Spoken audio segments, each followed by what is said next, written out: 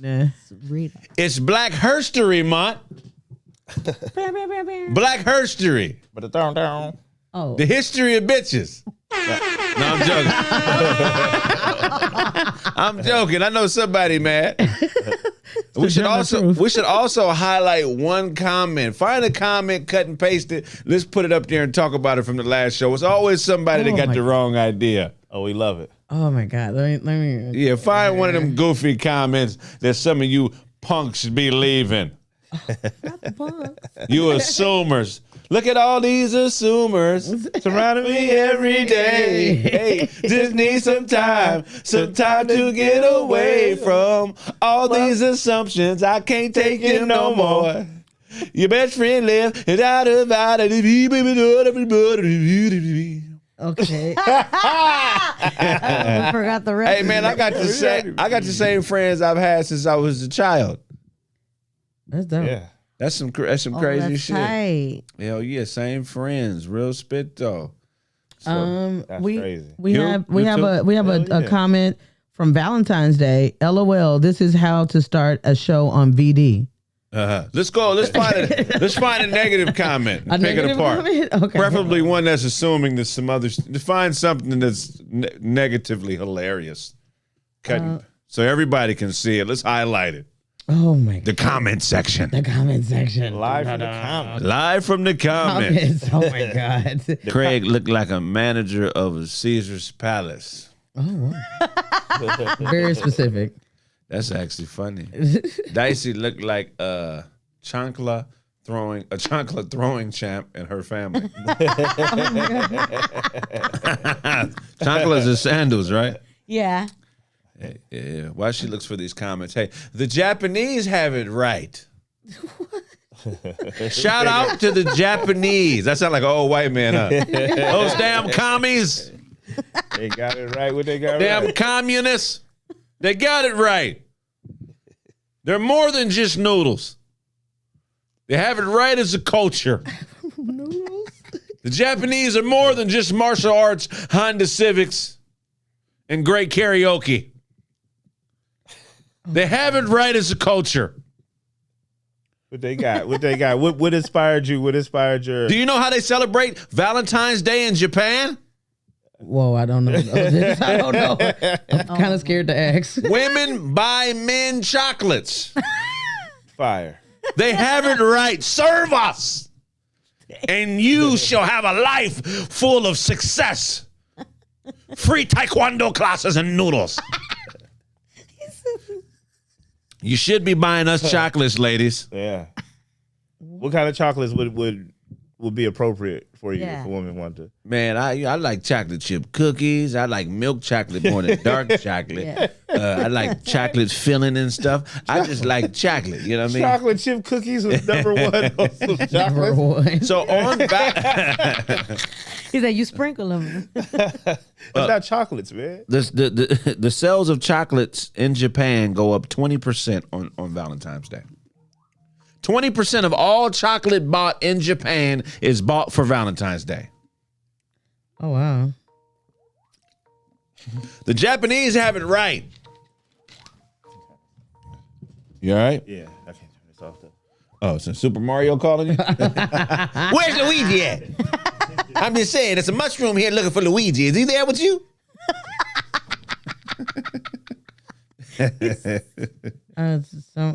They got it right in Japan. You guys need to understand the Japanese, we can learn so much from them. It's crazy. You know? Let's read about this, how they celebrate the holiday in Japan. 1 second. I want you guys to understand that there's multiple ways to skin a cat. In Japan, Valentine's Day is about the man. They created a whole nother holiday for women called the White Day. What? Your White Day is completely different than Valentine's Day. Do your research, people. Let's dive into it. Just waiting for it to pop up right now. White Day. Man, why do people call me who know I'm live right now? You see me live and you calling me. Motherfucker, I'm trying to click on a link and...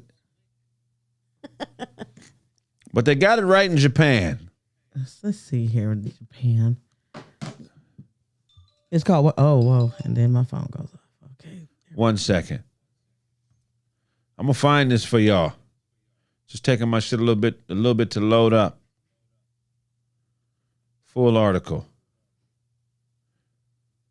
All right, now check it out.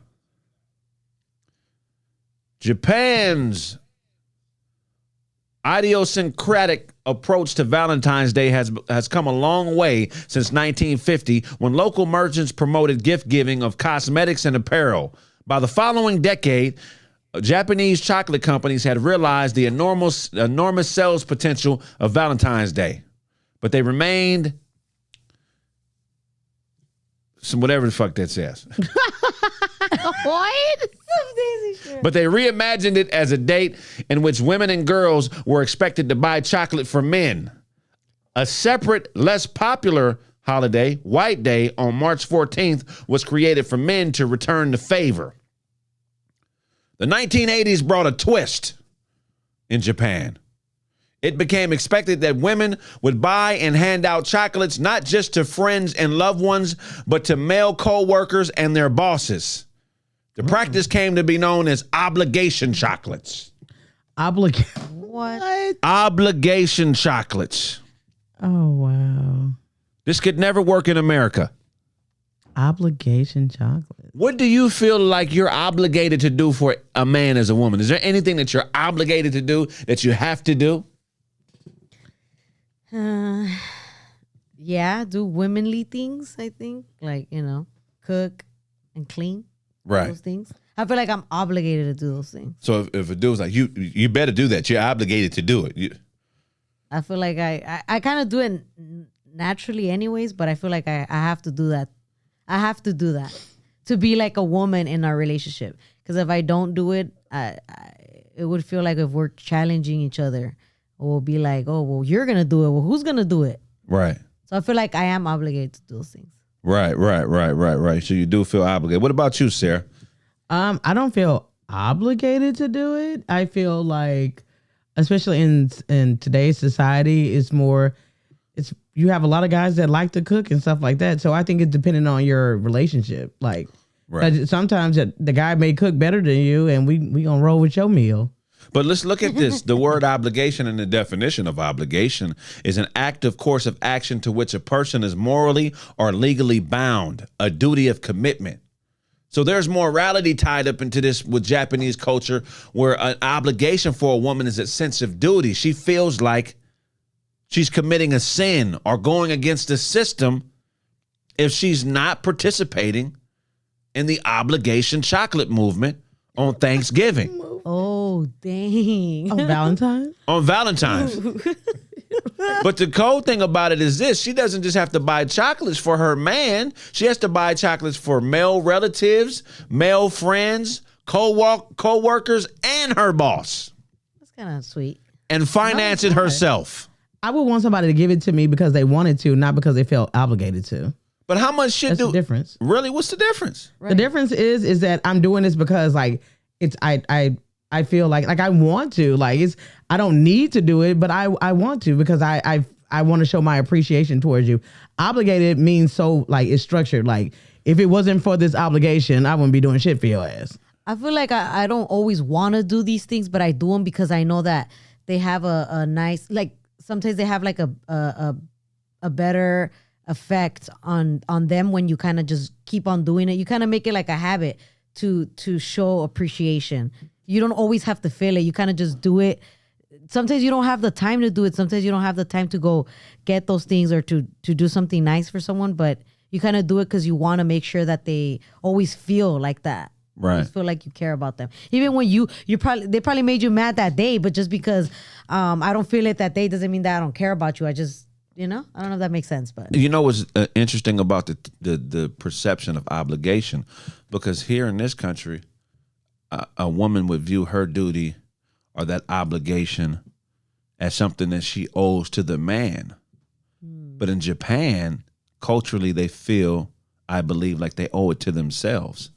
Like it's a part of their womanhood to serve a man. Where here, the independence of a woman is the only thing that most ladies are obligated to. Oh, shit. You know, I thought that was very interesting because in most Europeanized countries, women are obligated to themselves and their children. The man is just a byproduct or something that they use to gain a marriage or kids. But the obligation has limits. I think it's dope when a woman serving a man is something that she's obligated to do for herself, where it's an assessment or something that adds value to her womanhood. Shout out to Obligation Day. Oh man, that's bullshit. That's bullshit. What woman would be single if a part of her obligations to herself was to serve her man? There would be no single women like that. I mean, but the thing is that like you do that, like. But the thing is, everybody's relationship is totally different. Sometimes you have a lot of men that like say like cooking, whatever, like cleaning and stuff. Absolutely, like I would. I mean, even as an individual, I want to clean. You know what I'm saying? Like, and keep the house done and stuff like that. But at the same time, it's like it's a shared like things are more of a partnership now versus I'm obligated to do this. But check it out though, because in the definition of obligation is the word moral. Right? So when you look up the word moral, I know we all know what it is, but we really never read definitions of shit. So we just let our imaginations take it to what we think it is. But the definition of moral is concerned with the principles of right and wrong, behavior, and the goodness or badness of human character. So if you serving your man is an obligation you have to yourself, it's a moral obligation.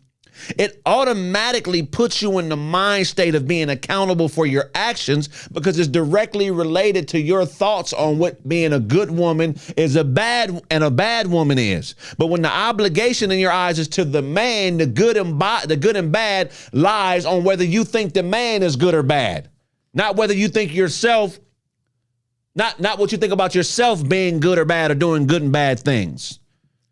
Do you feel what I'm saying? So that's where the error in perception comes in. There would be no single woman if her womanhood was connected to her obligation to serve her man in the relationship and vice versa. I'm not just putting this on the man or on the woman, but I'm saying the duty is everything. It's the whole vice versa type thing. It's reciprocity. You know what I'm saying? Like you give as much in a relationship as you should also expect to return as well. But we don't give the same. Well, you give in different ways. Women give in different ways than men do. I completely agree with that. Mm-hmm. But just based on nature and anatomy, women aren't capable of giving as much as men in certain situations. And it's vice versa. Vice versa. So, right. Women give us children. We're not capable of giving ourselves children. You're not capable of making kids naturally without a man. So that's a vice versa. But then it comes to other things like protection, like comfortability. Well, I won't say comfortability, but security. Mm-hmm. You know, these things that are innately in women that men are supposed to supply to them here in America in order for them to feel obligated to whatever it is the man needs. The only error in perception is the obligation shouldn't be to the man. It should be to herself as a woman. You should feel like less of a woman if you're in a relationship and you're not serving your man. Oh my God. You should feel like you are, you should feel low. No. If you want a relationship to work. No. What? You should feel like, I'm telling you. How dare you let your man be hungry? How dare you let him have a dirty pair of socks or some dirty drawers? How dare you go get your hair cut without asking him if it's cool? How dare you? What are you obligated to? Oh, that's different. I mean, like, because like in the South, like number one, like I can't have kids. So to me and to a lot of men, like a lot of them don't want to fuck with somebody like me though. because they believe like a woman is obligated to, to bear children. And look. What I'm saying is this. Sis. This is what I'm telling you. If what it took to make a relationship work was something that was a part of a woman's self-obligations, a part of her checklist that made her feel like more of a woman. It should be above, getting degrees and the kind of work you do and how much money you make. If having a family and being married is something that you want to do. Now, if you just want to be a single, independent woman, Oprah Winfrey type woman, then that's a different class. You're a businesswoman, so you're obligated to that. But a lot of women are out here suffering from depression. They're out here single and unhappy because they're not obligated, because a part of their obligations to themselves is not serving a man. They're trying to obligate a man to serve them. And they're basing their assessments on what a good man is versus a bad man on the fact that they don't understand the obligation is pointing in the wrong direction. If you obligate yourself to serve, no man in his right mind is going to leave a woman that's serving a purpose greater than him.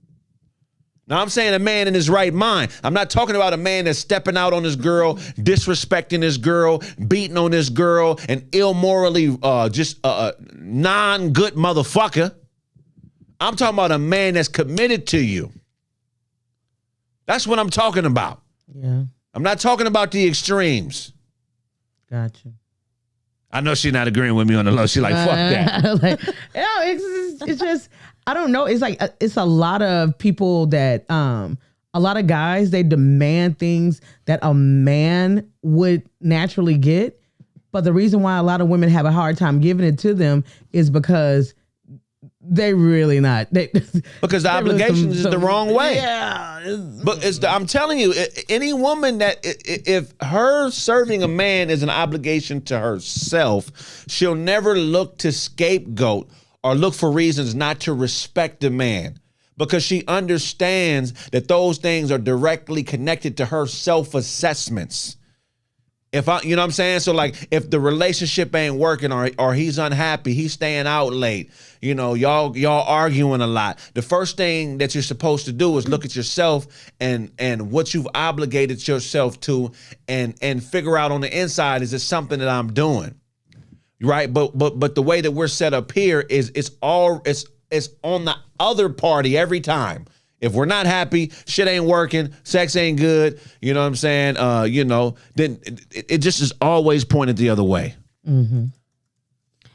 I feel like sometimes, like, because I had this conversation with some of my friends, and they always feel like they shouldn't like do these things, like for like the cooking, like for example, how Sarah said, like, oh, my boyfriend likes to cook and stuff like that.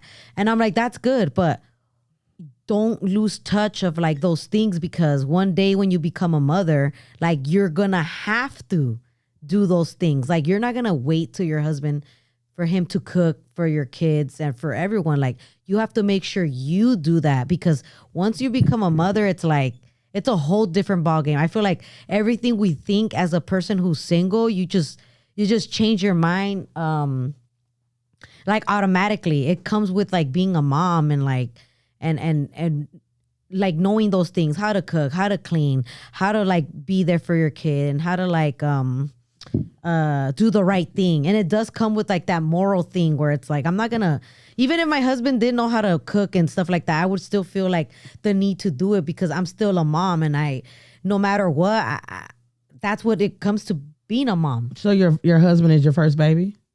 See how you view it? What? You should not. No. But that's not nature. That's not nature. The woman is supposed to be more obligated to the kids. I mean, to the man than the kids. See? That's what the way it's supposed to be. The big piece of chicken goes to the nigga holding down the fort. That's true. I believe that. Yeah. So that's where because that's a pecking order. Well, you can't decide on the pecking order because you mad at a nigga because you think he fucking another bitch, or you mad because he didn't do something you like. That don't change the pecking order. That's true. You know, you're women, you can't leave and find another nigga because you want to reestablish nature. There's a pecking order to this. It's a pecking order.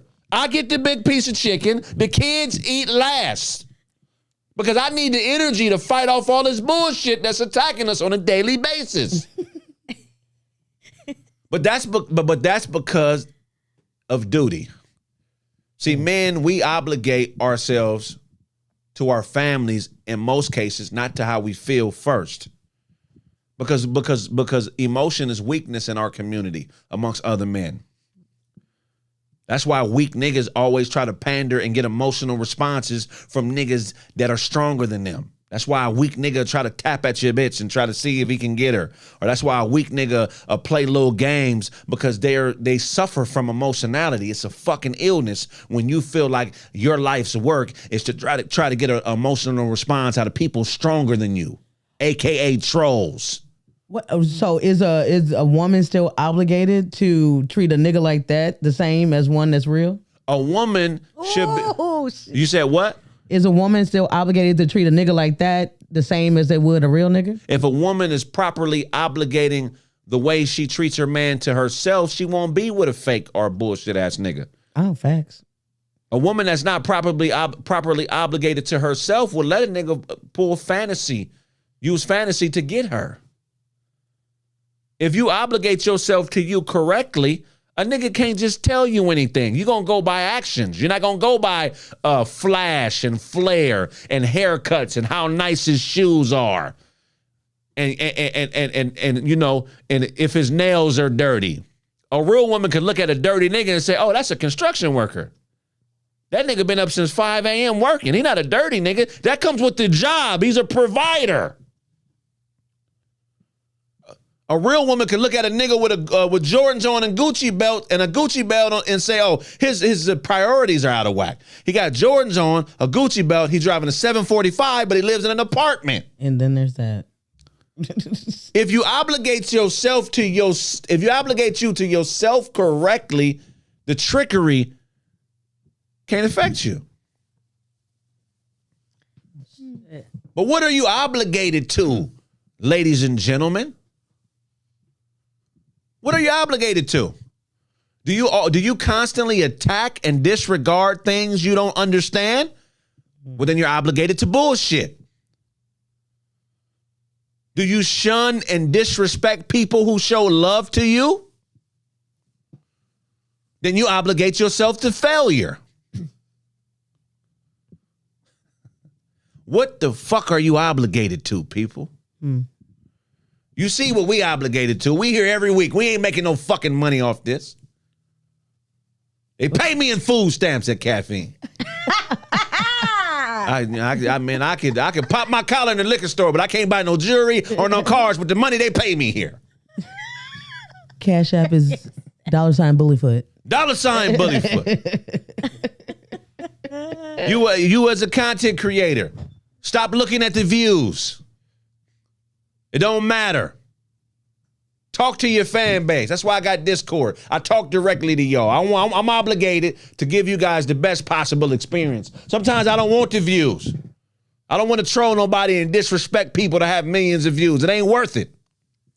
It ain't worth it to create enemies because you ain't creative enough to be creative. What are you obligated to, Nick? And nuggets. Nuggets and nuggets.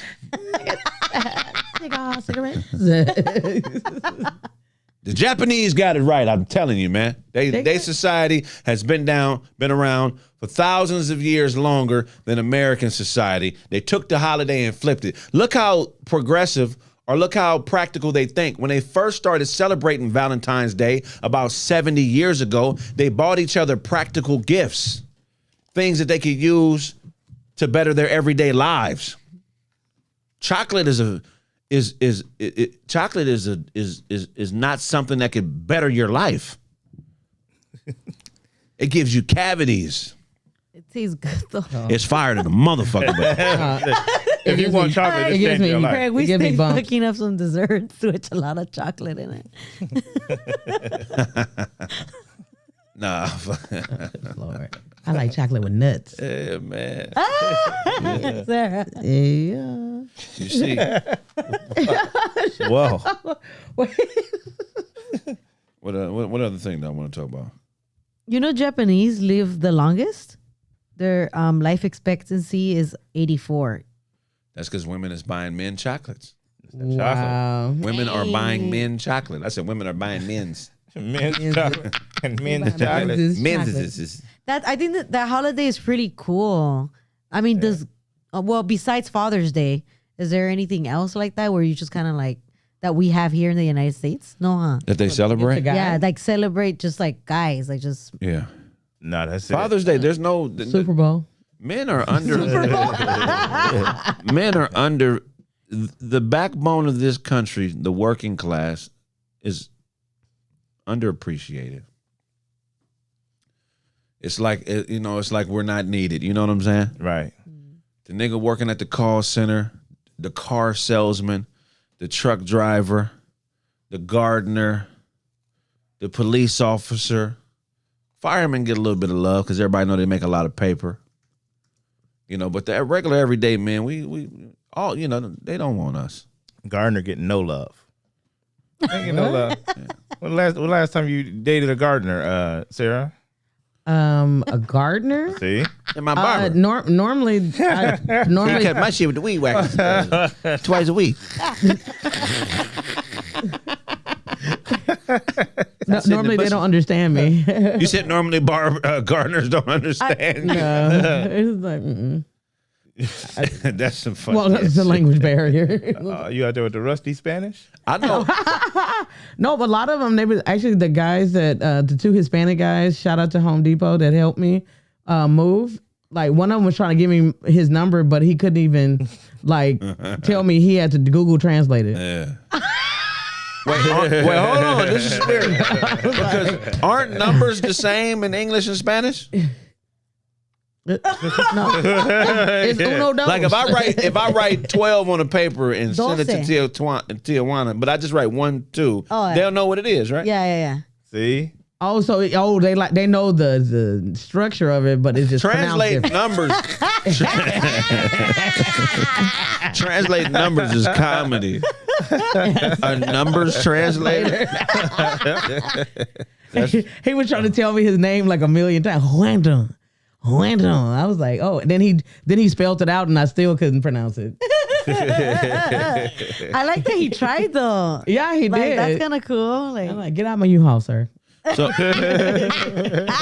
in the Ukraine, because of this war with Russia, some of the soldiers are freezing their sperm, paying to have it frozen, in fear that they might die in battle, and they still want to have a family.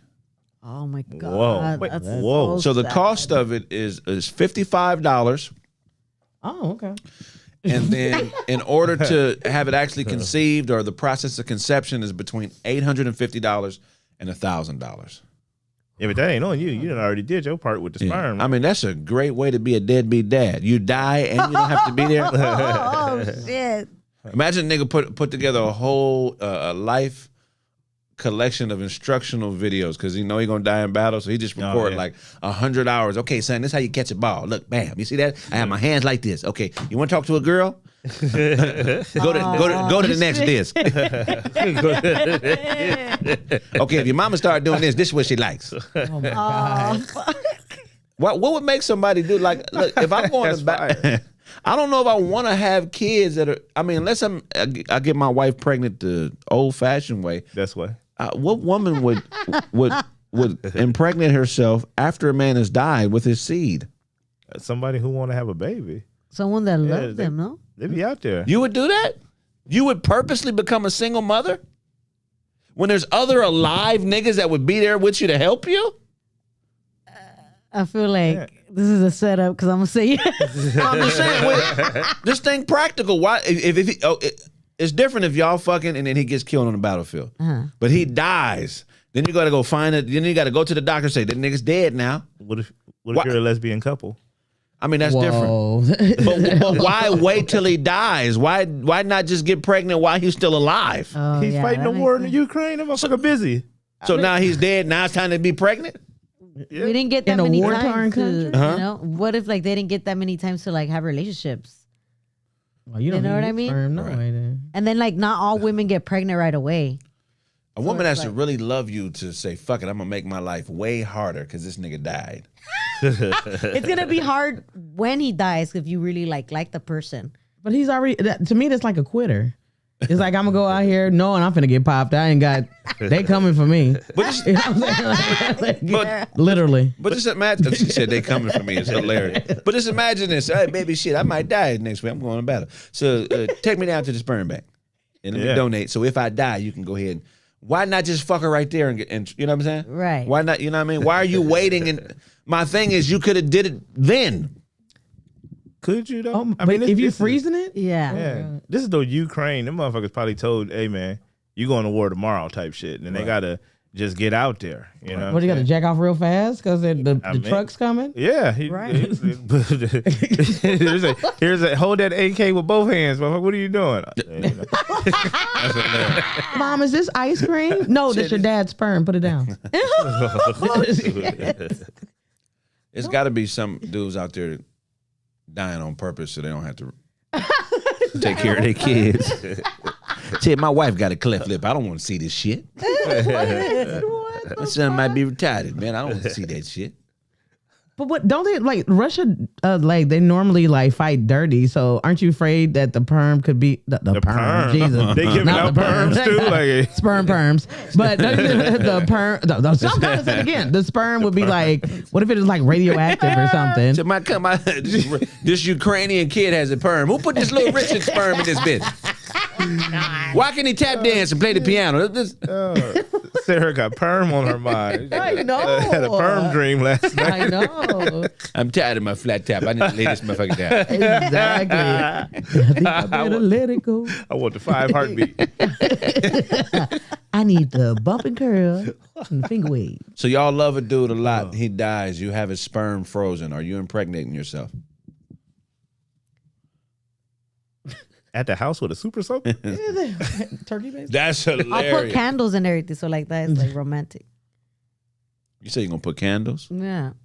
Wow, that's Whoa. Like when they do it, you know, so it's like it was trying to Romantic. make it nice and stuff. So, what are you? So are you going? You getting straight down to it, or you gonna be fake kissing on your own neck and shit? Whoa. That's hilarious. Whoa. You smelling his hoodies and shit? I hug myself. She blow kisses and ricochet off her hand.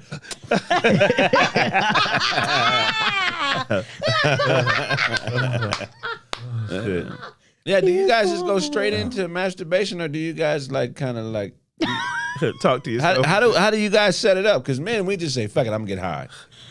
The nigga just shut the door and Zulu be watching a movie by herself, laughing at you. You watching Wedding Crash. I love this part. It's like, what? that's hilarious. Oh my God. I feel like Sarah got a whole setup. You got a whole setup, huh? Oh, it's set up for what? You probably got Oh, masturbation kit? you know them big ass stuffed animals. Oh, no. She got the dildo glued to his crotch.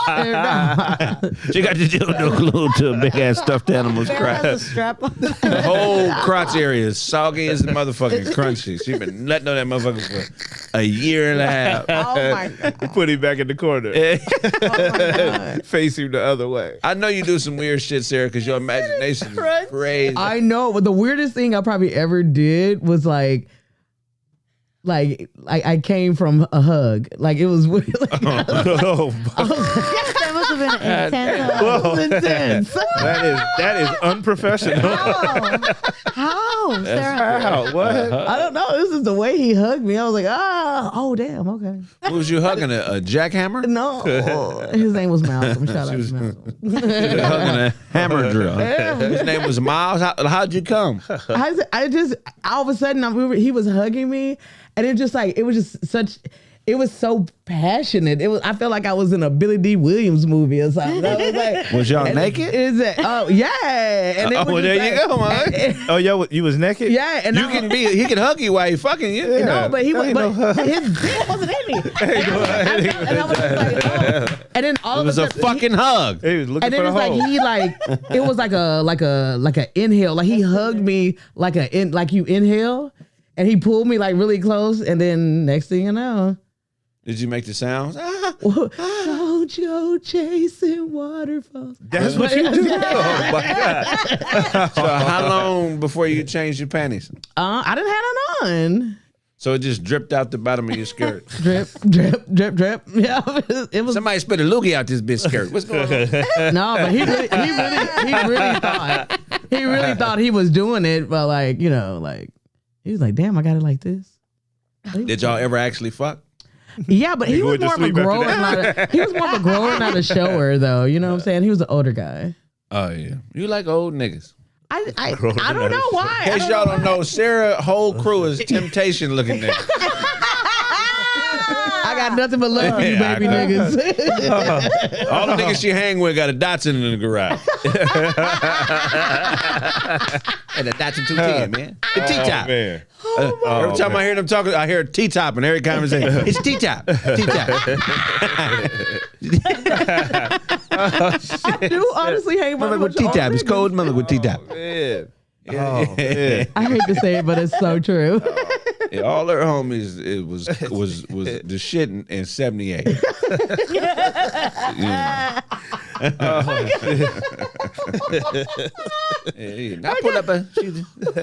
pulled up in the T-top. Motherfucker don't know what it is. He don't know. He don't know. It's like 72. Motherfucker. Damn. And almost every conversation is. She sell them niggas You too young for this. Yeah. She sell them niggas red devils. Y'all know what red devils is? What is a red devil? She the last red devil drug dealer. See? What is that? You know what a red devil is? No, but I'm sure if I would ask them, they would totally know. Yeah, look up a red devil. It's a drug that was done like a mug in the late 70s. Devil drug? Okay, let me look. Red devil. Oh yeah, it is. She's a red devil rebel. What is it? Wow. No wonder it's in songs and stuff in music. Hey, oh, It's you've a heard of the song? song? Yeah. Marvin Gaye was a red devil abuser. Oh. Oh. Damn. Yeah, Sarah Yeah. got old. Marv. They're like, oh yeah. I'm like, Marvin Gaye actually has one of my favorite songs ever. What is it? I Want You. I thought it was a Let's Get It On. And I want you to want me to. See, that's the key. It's the reciprocity of it all. Want you to want me to. Just like I want you. Why you close your eyes singing it? That's a fire ass That's song. a fire ass song. I didn't Hell know yeah. who sung that, but now I do. Yeah. Nigga who wrote that had on some satin panties. I want you to want me to. And his video, he actually had Alvin Ailey dancers like in it. Like Who? I like Alvin the whole Ailey? picture. The Alvin Ailey, y'all know the Alvin Ailey dance troupe? I've never heard of Oh, these what is niggas. that? Are you Who serious? was Alvin and Ailey? Alvin Ailey is like actually still is one of the most prestigious dance troupes in the world. It's an all black troupe and they'd rival like Juilliard. They're amazing. Todd, y'all know Kraig was a gay man. How was I a gay man? Prove it. Where No, did that's that- Marvin Gaye. Marvin Man. They Gaye. spell his. Marvin Gaye. Told y'all Kraig was a gay. Oh, a gay. That's the slippery slope that niggas Like, getting what back. you talking about, nigga? Wait a minute. Materialized the punk that said he hit me. I want to meet him. It's Black History Facts. that's cold if a gay dude lie about fucking you and he go public with it, because you can't even argue with him. There's nothing you can do. Because it's gonna seem like you get, you know what I'm saying? Right, Man, you scorned didn't lover. fuck. We ain't never fuck. Yeah, we did. No, you ain't never fucked me. Because you imagine arguing with a nigga about it. Damn. Have you ever? You can't even argue. Have you ever like to prove somebody wrong, made up some shit about your private part to let them know? See, I know you didn't because you didn't remember this. I'm not arguing with a liar, man. Oh, okay. If a gay nigga lie and say fuck me, I'm just gonna laugh. Like, come on, my nigga. That's crazy. Like you can't. Ooh. Like, It's with a nothing you can birthmark do. There's nothing you can. You can't even argue with a gay man. Like you know what I'm Why you saying? can't work with a gay? There's Like- no win. Yeah, like a heated argument. He can. That It's shit gonna can look go like a lover's quarrel. Yeah. Wow. And he could say like Kraig said, he could say, "You just mad because I didn't give you none last night." Yeah. And then it's over. Like there's nothing you could even do. Have y'all had that done to y'all? Like That's a fear.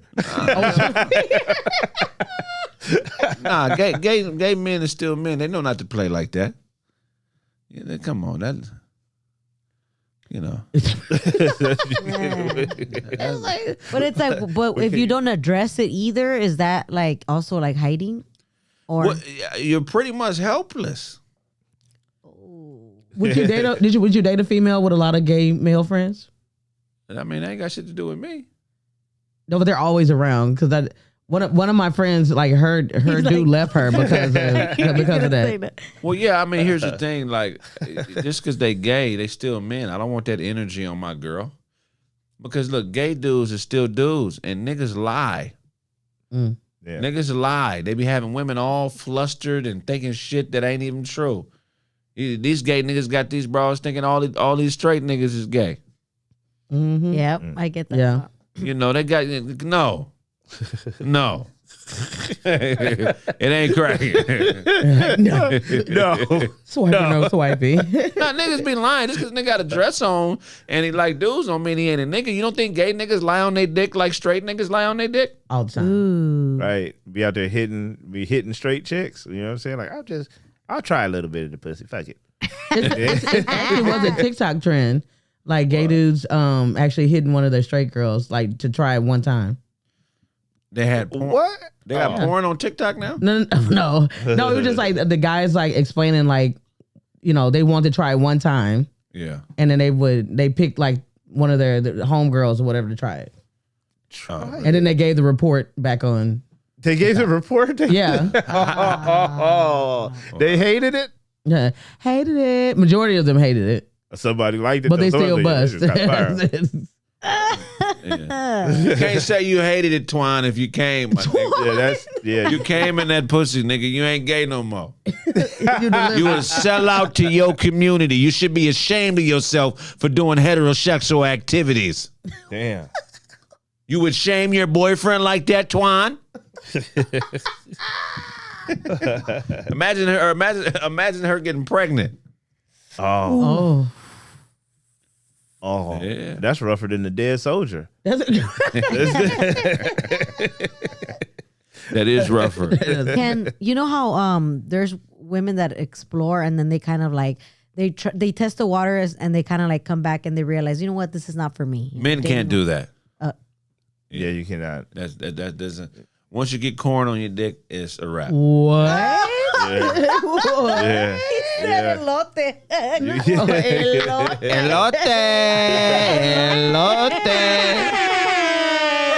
Yeah. That's why you got to respect gay men, because when they make that choice, they know what it is. Yeah. And that's why they that keep it makes on the sense. down low. You got them brothers that's creeping on the down low, and they do that because they got to be on the down low. They can't tell people that this is happening, or people will never look at them the same.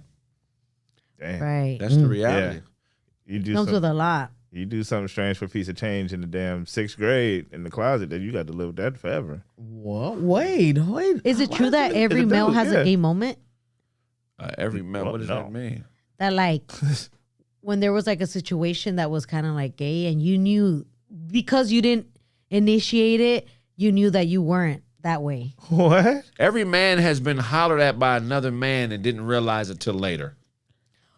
Oh, maybe that. What? Because if being gay is a choice, is being straight one too? I didn't choose to be straight. I didn't it wasn't no fight for me. Okay.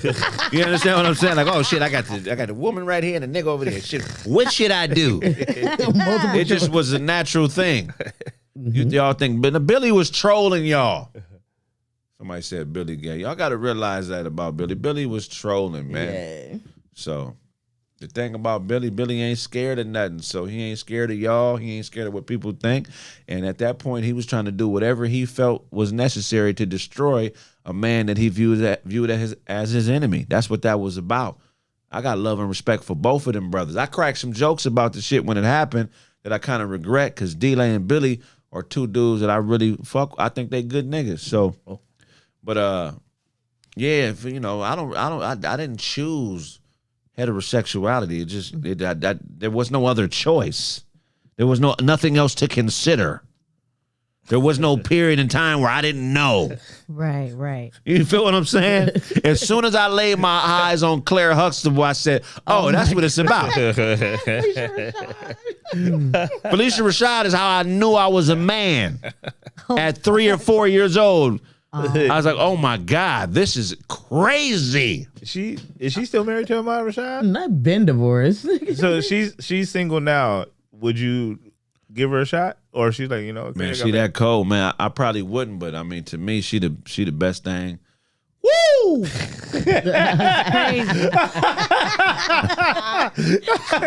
motherfucker. Not Debbie Allen? Debbie is pretty, but I know her sons and shit. Her sons is real good dudes. Shout out to her 2 sons. I know one of the ones that do comedy. Her and Norm Nixon raised some solid young men. They around our age too, so I would never look at their mom like that. But they auntie, oh yeah. He said, woo. I might become your uncle one day, nigga. That's Somebody on the YouTube chat room said Patti LaBelle can get it. Yeah, Patti LaBelle is beautiful, but Big Daddy Kane beat us to her. Did What? he? Remember they had a song? Look up the Patti LaBelle and Big Daddy Kane song. Yeah, wait, hold on. I work. It's look at it. I think it's I work. It was a song where she sang. What's the name of the song with Patti LaBelle and Big Daddy Kane? Can somebody put the name of it in there? Patti LaBelle and Big Daddy Kane. And oh on my this God, song, it come right up. Chaka cup. It is called "Feels Like Another One." Oh, come on, Patty!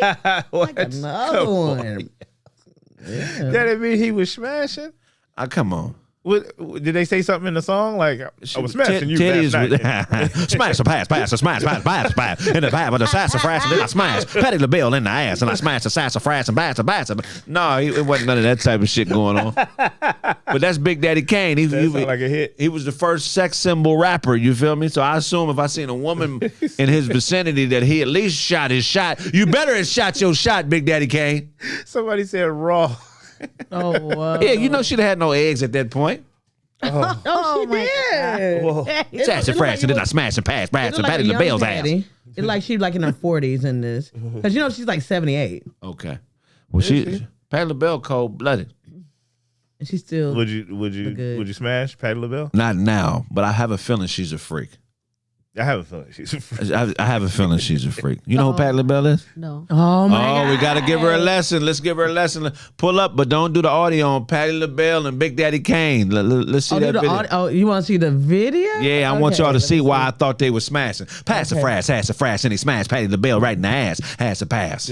Has to pass. Gotta go put a quarter in your ass. Patty had a fatty. He said Patty had a fatty. You ever see? Oh my God, y'all are ridiculous. But, hold on, let me put this. Kane hit you. Y'all know Kane hit Patty. Stop lying out there. Y'all know what happened. Man. On the pass, the grass, fast.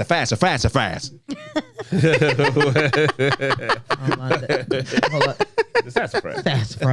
Sassafras. Hold on, the video Kane we're playing. expanded her uterus. Oh no! Wow. Oh, That's what they say. Somebody said Patty had a fatty. You ever see? I've never seen her. This ain't the music video. This is the music video. See at the top? Okay. Oh, he come out. Okay, no, that ain't. But this is the live. A Baltimore 8 is hilarious. Yeah, but Japanese Oh, Valentine's Day. right. back to Japanese. Or Back to the Japanese. Back to the Japanese. Chocolate with the hot tea in it. With the hot tea in it. But so, Todd, Yo. freezing your sperm. You're saying it's a no, right? I think I would rather my girl move on and find somebody different if I die in war than raise my child as a single mother and then have another man. And you know what I'm saying? I'm going for the taking a break from the war to go jack off. Yeah. Hey, I'll be right back, man. I got to do this thing, man. You know, down at the spot. Oh wow. Yeah. That's pretty sweet. Did you know old boy from Pasadena? I think his name was Jonathan that died in Iraq. Nah. He went to Victory. He was in the army. Oh, I thought you were talking about Oh, him. for real? You don't remember him? He went to Victory. Ma. I think his name was Jonathan. Shout out. Snaps, if you're watching the show, put his name in the comments. Watch it not be Jonathan. it's gonna be something completely different. Ezra. Ezra Jenkins. Ezra. Marquise. Like, right? Like, What you got for us, Daisy? so, they're experimenting with male birth control, and it's been proven to be pretty effective to prevent pregnancies. It's a non-hormonal contraceptive drug that was found to disable the sperm in male mice by researchers at Cornell Medical College in New York. The mice were given a single dose of the drug, which temporarily inhibited the sperm ability to swim and mature through the female reproductive system, allowing it to fertilize an egg. The mice was injected with the compound and continued to exhibit normal mating behaviors, but there was no pregnancies. Man, That sounds like that sounds like sterilization. some bullshit. Wait. Because like, look, don't fellas out there, don't take this pill. Is it a pill or a little? It's gonna be a pill. Okay, don't take this pill and then get out there with the hood rat and think, hey, I took the pill and it worked with the mice, and there's no way she can get pregnant. Hey, put the overlay on, Sarah. Oh, I thought it was on. Sorry. No worries. Yeah, that's Gotcha. Wait, so how does it work again? So basically, you intake the pill, and then you have regular sex, and then there's no pregnancy. So you have to take in. It's basically like the Regular sex. regular sex, nothing crazy. right. No, Don't no be over from there the doing no back. 69 because you might get pregnant. Yeah, okay. No. Hey. Wow. I don't suggest doing this, man. Yeah, that's a setup. If your balls go flat, they may not ever come back. Damn, Could you imagine just your balls just being like where does the nut? like a leaf. Like, Got the maple leaf. like those flaps on the boxer shorts. You know how boxers be having them flaps on the front, like them Trojan. I don't know. We shouldn't have to take no. birth control. Yeah. This is it's going to Wear be a condom. non-hormonal, so it won't like mess with your inside or your Testosterone levels. all of that. Which So- is a lie because there's no way that you can control testosterone without lowering or hiring the Testosterone. testosterone levels. This pill. Yeah, exactly. Whatever. This pill doesn't even fucking work. All right, like because you tested it on some mice and temporarily stopped them from reproducing. You think that's gonna work on listen? If y'all out there and y'all try it, I'm telling you, you're gonna be out there with the deflate gate, the Tom Brady. You got the Tom Brady's. Because how can you ejaculate if you not? You know what I'm saying? Like if it decreases that, then how can you come now? Because don't you need that? You gonna bust and Yeah. you gonna get her pregnant, and then that's gonna be. Oh, you'll get her pregnant. You gonna be a new daddy. I think that everything's going to be the same. It's just that the sperm is not going to actually swim anywhere. Right. It's going to be dead. Yeah. That's what I would do if I was a Ukrainian soldier. Oh, I would take that pill and then donate the sperm. Freeze this. a bag of blanks. Freeze this. Yeah.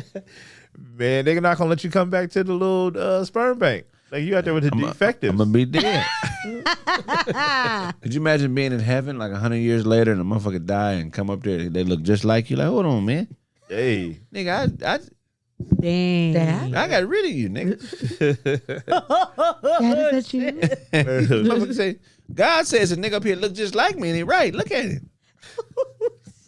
They would have no more. Hey, man, I tried. Paternity test and that. Man, I'm Right. I tried to kill you, nigga. How'd you make it up here? What kind of shit do you think niggas talk about in heaven? Because we still have a mouth. When we niggas never talk about that. When you get to heaven, you still have a mouth.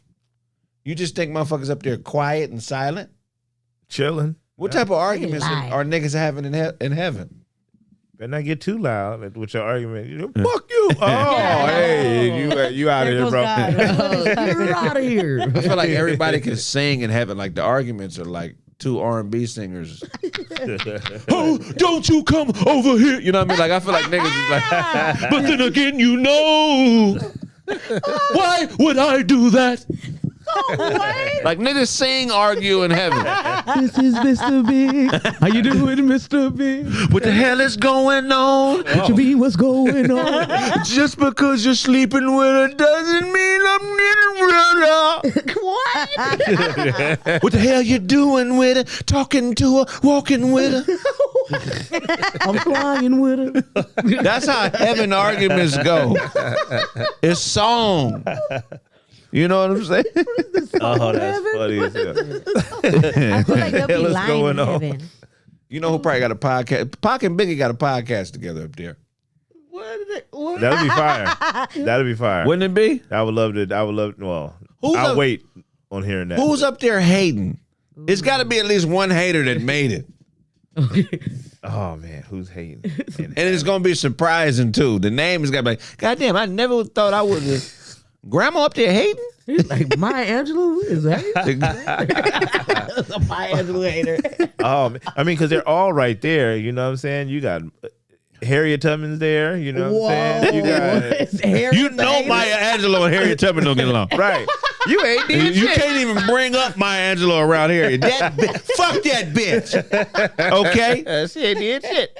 Poems, I couldn't read it right. I just bitch writing poems. You know she mad about the poems because she only motherfucker can't read. This ain't shit. The bitch, Maya Angelou up there. The bitch mad because she can't read. That's all it is. Okay. But I can run, bitch. Yeah, you free motherfuckers, but you can't read, bitch. Harriet Tubman out there mad at the poem. This the shit. This the shit y'all like. Did you read it? No, I can't read. Phenomenal woman, Maya. I don't get it. I don't get it. She probably showing up to Maya Angelou's book signings, just knocking everything off the table. Bitch, this is not freedom. You know it's beef going on in heaven. It can't be regular. It What, can't is be. Frederick Douglass security at the door? Frederick Douglass bald head now with a goatee. I ain't know that no more. And he fucking all the white angels. Hey, the TV went off. You know Frederick got all the white angel bitches. Oh, man. Him and Benjamin Banneker tag teaming hoes. Heaven, I bet you it's not the place we think it is. Oh man. It's some other shit going on up there, bro. Awesome ass concerts for sure. Yeah, hell yeah. Yeah. Marvin Gaye and Tupac and Biggie and Levert. Marvin Gaye, Tupac, Biggie, and Levert. It's got to be way more regular than we given, you know what I'm saying, we give it credit for. You know? Oh my Do niggas run out of gas in heaven? In a car? You know, What kind of car would you have in heaven? what are they doing? Riding horses? Yo, No, they flying, right? what you're saying is if somebody was to run out of gas in heaven, that Motherfucker would just fall out the sky. They got Tesla wings. They ran out. that means Go charge them. that means that they got cars in heaven, and worse than that, that means that somebody's working at the gas station. That's hilarious, motherfucker. Is the gas station bathroom dirty in heaven? You need a key. Is the key? What's it tied to? They got it tied to a big ass spoon or like a big ass stick. Because somebody ran off with the key last time. Somebody locked the key in the bathroom. Abraham Lincoln got to clean it. Like, what? Dang. Oh man, Are the Lakers good in heaven? Because Kobe's there. Kobe's there. Kobe and George Mikan are there.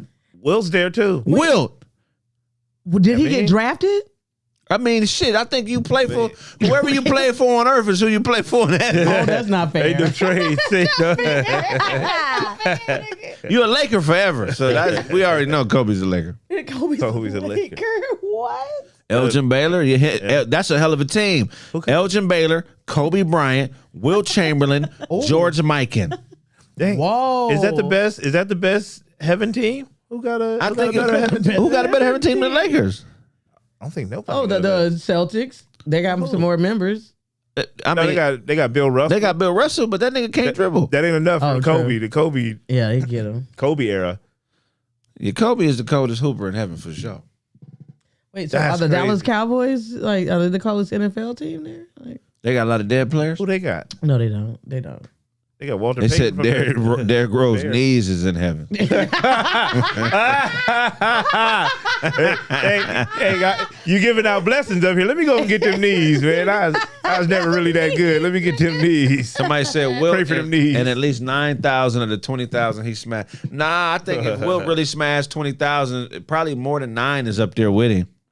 Oh yeah, it's got to be in the high teens. Yeah, 18, 19,000 is up there with him. We don't live no hundreds of years. Yeah, it's probably only like how many of them are still here? It's probably only like 12. Yeah, 15, 20 of them. What? Come Like, forward if you smash Wilt. We trying to get a count. So in Oh, case my you didn't know, Wilt Chamberlain came out with a book, Sarah, and he said he slept with 20,000 women in his lifetime, wow. which is I That's a think lot of sleep. right. So that's like 7 women a day. That's like 7 women a day for like 20 years. That's crucial. That's whoa. Somebody was getting the spaghetti. Right. Somebody was pushing rope. 1,000. Who got who got more bitches? who got more bitches, heaven or hell? Oh, hell got more bitches. Hell got. Really? Hell, God, Yeah, I would ain't think one. hell got more bitches. I think hell probably got more bitches. Because I mean, you probably got women that was setting motherfuckers up and They got that shot in fire. the shootout. They and got all. that fire. Yeah.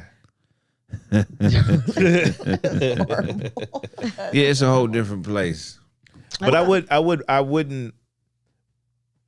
Which pussy would you rather hit if you had to choose? The pussy that was in hell or the pussy that's in heaven? Ooh. I'm creeping into hell and getting some fire. I think I'd take the heaven because I couldn't. I don't know, man. Hell, she probably gonna try to cut your head off or something after. Yeah, that's true. Yeah. Cyanide in the vagina. There's a lady who just attacked her lawyer, and she did that. She decapitated her boyfriend See? right after they fucked. Oh, he was Whoa. sleepy and shit. Oh, shit. Got him out the way. Damn. Oh, God, I wish I could find that article. I was reading it the other day. I just don't remember shit about it. What else you got for us, Daisy? Can I ask one question? Yeah. Do you, if you were given a hell pass, would you take it? Like one day? To go? Like, you know what I'm saying? If you were in heaven, but they granted you like a hell pass, would you take up? Would you? I can come back? You can come good. back. No. When I get to heaven, I ain't never leaving. Yeah, Exactly. I'm not falling for Keep that. me in That's there, the bro. oldest trick in the book. You think they gonna give you your pass back when you in hell? Hey, yeah, all right, I'm out of here, man. Where the pass at so I can go back up to heaven? Ain't nobody telling the truth in hell. Yeah, true. It's full of schemers and lemurs. Yeah, it's worse than Vegas. Bernie Madoff land. Okay. Talk to us.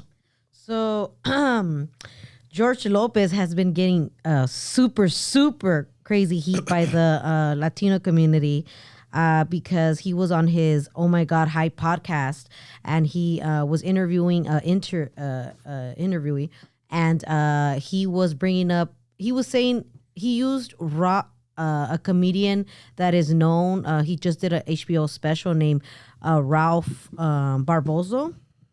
And he kept bringing him up during the interview, and George Lopez kind of called him out, like, why do you keep bringing up that guy's name? Like, nobody knows who the fuck he is. Like, why do you keep bringing up his name? Like, you're kind of like in my show.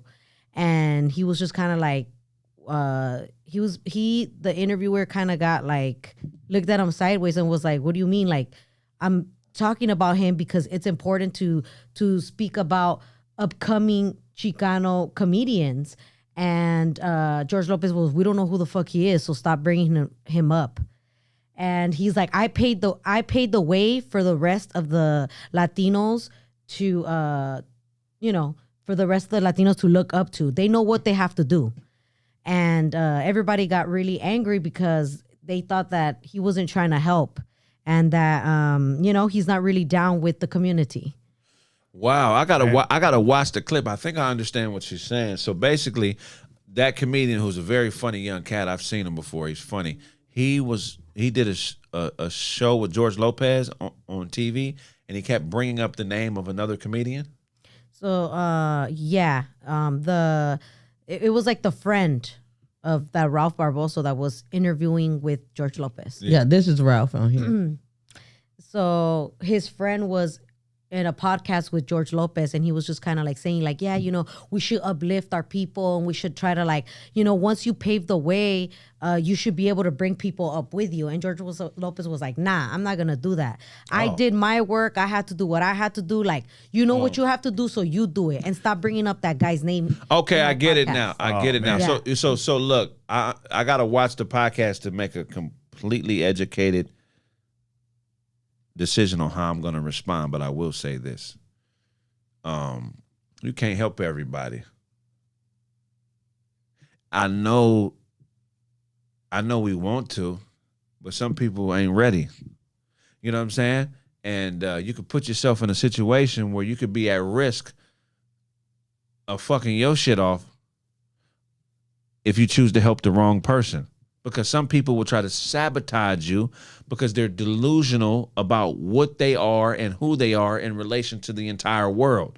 So when you bring certain personality types around you, they start to assess themselves around you, or they start to assess themselves in relation to you, as opposed to doing their job as a creator or as a comedian and just focusing on what they do and then coming together with you later. So a lot of times people don't have the mental wherewithal to be around somebody that's doing better than them. You feel what I'm saying? So I understand George's position in a way, but I need to hear him talk more. You got to be careful. It ain't all it's cracked up to be. You know what I'm saying? I mean, I understand that you kind of have to work for where you need to be and do all that, but I don't think that there's nothing wrong. He's never helped other Latino comedians. Right. He hasn't. And I've said this before. Yeah, no, a lot of Latinos feel that way, but my thing is like, what is he supposed to do?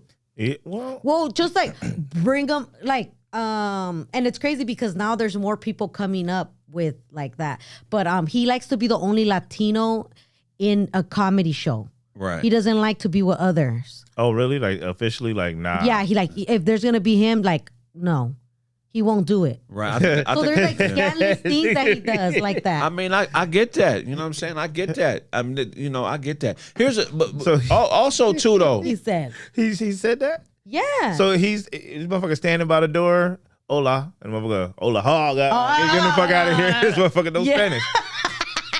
Get him the fuck out of here. There was a host comedian that came out. I don't know his name, but he was speaking on that subject. Like, I would love to open and be there for Cedric and all of them, And George Lopez is gonna be there. Wow, like I'm a big fan. And he was like, hey, well, let me talk to George. Let him know, and And he came back. He's like, you know what, my guy, like George Lopez is not cool with that. Right. That's crazy. Yeah, man. I mean, that's common in this entertainment shit. You know what I'm saying? It's only so many niggas. That's everybody ain't gonna make it the same way. So it's like you got to create your own lane in this. It's not the way it used to be. Like, you understand what I'm saying? It ain't the way it used to be. Like when Eddie Murphy and them was cracking where Eddie Murphy put Chris Rock on. He put a lot of people on. Mm-hmm. Yeah. I don't know if George Lopez has that type of power. But I mean, you can shout somebody out, or you don't have to go, they stop saying that person's name. You know what I'm saying? We don't know who he is. Like, we probably would know if you just gave him a shout out. You know what I'm saying? Like, if you help the wrong motherfucker, they gonna turn on you. Yep. That's a fact too. I'm telling you, I've experienced it. Niggas who ain't ready and ain't that talented, they get around a motherfucker that is, and they start to resent your talent. And they start trying to sabotage. So regardless if they black, Hispanic, white, or whatever, is being talented is a rare thing. It ain't something that comes every day. And there's a lot of people who try to do this or try to do radio or do comedy, and they're not really that talented at this specifically. And when they see somebody else being successful or seeing somebody else making some, making some headway, they start to want to assume that person's lane. So success makes some people uncomfortable with themselves, and they try to be who they view as the successful one. Mm-mm. So George really has to be careful. You know what I'm saying? I don't really know the context of everything he said, but I'm letting you know, being an artist is a hard thing to do. Helping people is a thin line between love and hate, man. That statement is so fucking true. So George, hey, don't be a. I don't think he's a seller. I know he has a lot of black comedians that write for him. You know what I mean? In this industry, black people are used to write for everybody. I mean, the craft of comedy and even joke structure and all this flavor in it was created by us. So the white boys, you know, a lot of the elite, they're going to find a nigga to help them write their shit. You know what I'm saying? Oh, they go to open mics where niggas is at and steal it. And they steal it. But the Mexican community is damn near like the backbone of entertainment because culturally, Mexican people support shit. If they fuck with you, they gonna show up. Cousins, uncles, aunties. You know what I'm saying? They gonna show up. Everybody gonna be at the concert. You know what I'm saying? So I get that because I feel like the Mexican community has the right to hold him to a standard because they support the fuck out of him. Right. But the whole artistry aspect is something that George can't compromise. He can't just put a comedian on because he's Mexican. The comedian has to be dope. Yeah. No, yeah, but could you imagine saying I'm not doing no shows if there's other black people on it? Right. You know what I'm saying? That would be crazy. You have black artists that do that. And then the guy just had a HBO special. Like he is somebody. Right. Oh, the comedian. No, he's funny, but also too is like I got to hear more about it because I hear a lot of my Latino brothers and sisters, they be going hard on George. Mm-hmm. They be going hard on George. Fluffy is the nigga in that community that they fuck with heavily. You know what I'm saying? So you know.